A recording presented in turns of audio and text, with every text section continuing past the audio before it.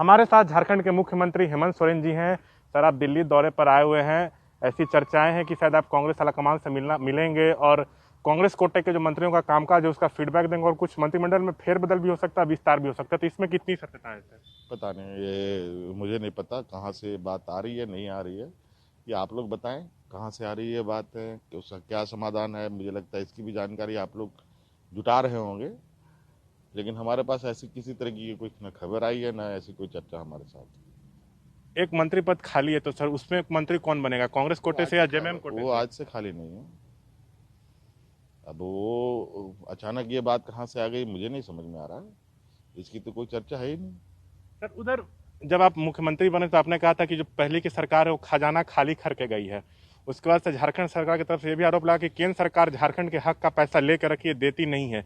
तो पैसा सर जो बकाया था क्या वो मिला, और झारखंड की आर्थिक स्थिति और अच्छी हो उसके लिए आप क्या कदम उठा रहे हैं जिसमें केंद्र पर निर्भर देखिए, होने की ये जरूरत ना पड़े? केंद्र और राज्य के झगड़े के विषय में जो बातें आप कर रहे हैं, अभी ये बातें और ना इस बातों को, समस्या को समाधान करने या उसके लिए कोई बातचीत करने के का ये दौरा मेरा नहीं है।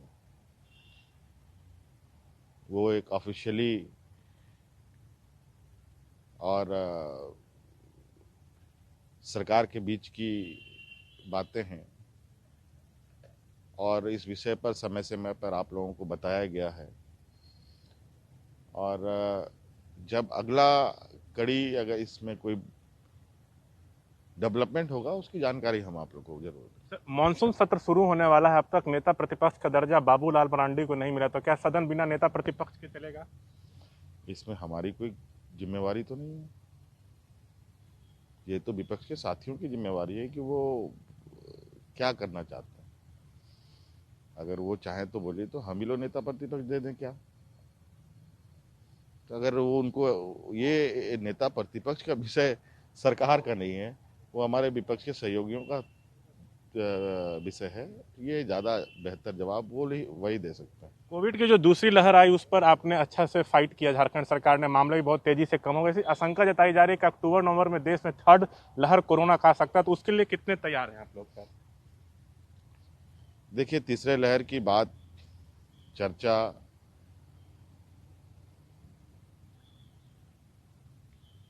सुनाई दे रही है, लेकिन कैसा होगा नहीं होगा ये तो बहुत विस्तृत रूप में मुझे लगता है केंद्र के लोग ही बता पाएंगे, क्योंकि इस विषय को उनको विशेष रूप से ध्यान रखना होगा, क्योंकि साइंटिस्ट उनके अंतर्गत आते हैं।